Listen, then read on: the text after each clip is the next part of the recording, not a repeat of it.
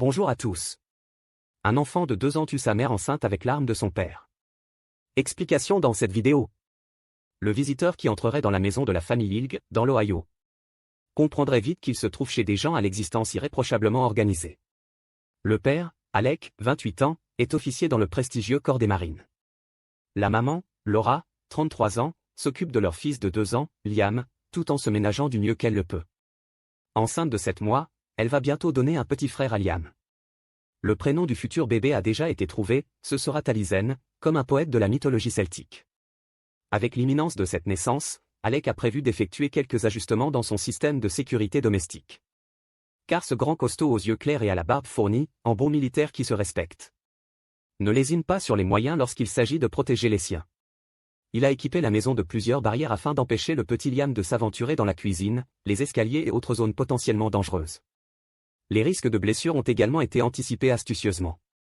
Chaque coin de meuble de la maison est équipé de protections en mousse amortissante. Alec, le marine, a pensé à tout. Sauf à l'évidence. 16 juin 2023.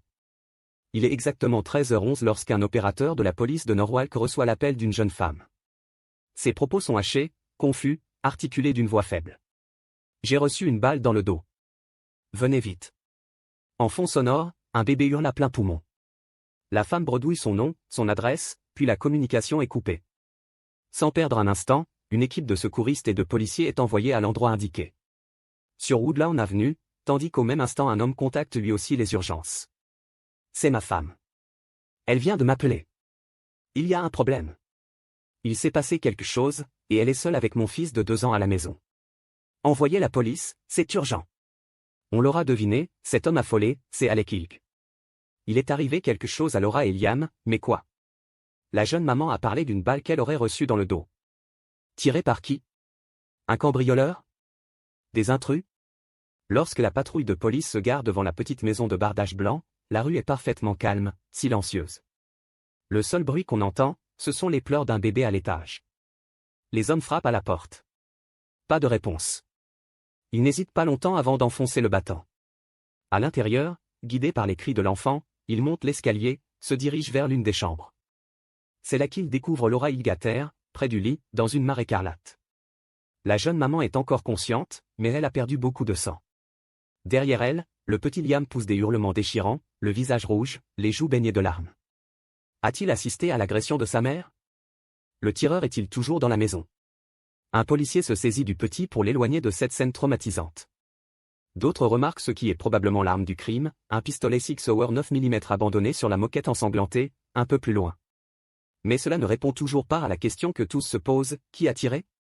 Quel tueur impitoyable viendrait, en plein après-midi, abattre une femme enceinte, sous les yeux de son fils de 2 ans? Laura, très faible, respire avec difficulté. Entre 2 allaitements, elle parvient à articuler des bribes de phrases qui, de prime abord, n'ont aucun sens. Car ce qu'elle dit est invraisemblable. C'est Liam. Mon fils. C'est lui qui a tiré? Ce bout de chou haut comme 3 pommes. Armé d'un Sig Sauer plus gros que sa main? On imagine sans mal l'incrédulité des policiers en entendant cela. Mais Laura poursuit. La porte de notre chambre est toujours fermée. Liam a dû se faufiler derrière moi sans que je m'en aperçoive et prendre l'arme qui était posée sur la table de chevet. Je n'ai pas eu le temps de faire quoi que ce soit. Il y a eu une détonation, j'ai senti une douleur très violente. J'ai compris qu'il m'avait tiré dessus. Transportée dans un état grave à l'hôpital, Laura est immédiatement conduite au bloc opératoire. Une césarienne est tentée en urgence pour sauver son bébé. Hélas, la balle qui l'a atteinte a mortellement frappé l'enfant à naître. Et provoqué des dégâts tout aussi irréversibles chez la jeune maman. Laura Hilg meurt en fin d'après-midi, malgré les efforts désespérés des équipes soignantes. Sans ces ultimes confidences, les enquêteurs auraient-ils été en mesure d'envisager un scénario aussi insensé, aussi cruel? On l'ignore souvent car on ne retient que les folles et sanglantes fusillades dans les établissements scolaires et autres lieux publics. Mais le nombre de faits divers impliquant des tirs accidentels de jeunes enfants est absolument effarant aux États-Unis. Pourtant, on n'avait encore jamais vu un tueur âgé de 2 ans.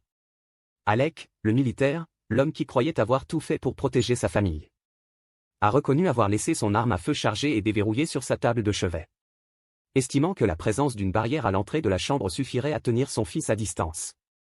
Il avait tort, le jeune veuf va désormais devoir vivre avec le poids, terrible, d'une triple tragédie dans laquelle il porte une lourde responsabilité.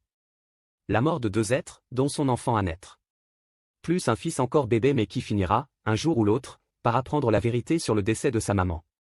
Merci d'avoir regardé et si vous avez aimé cette vidéo, n'hésitez pas à la partager avec vos amis et à vous abonner à notre chaîne pour ne manquer aucune de nos futures vidéos.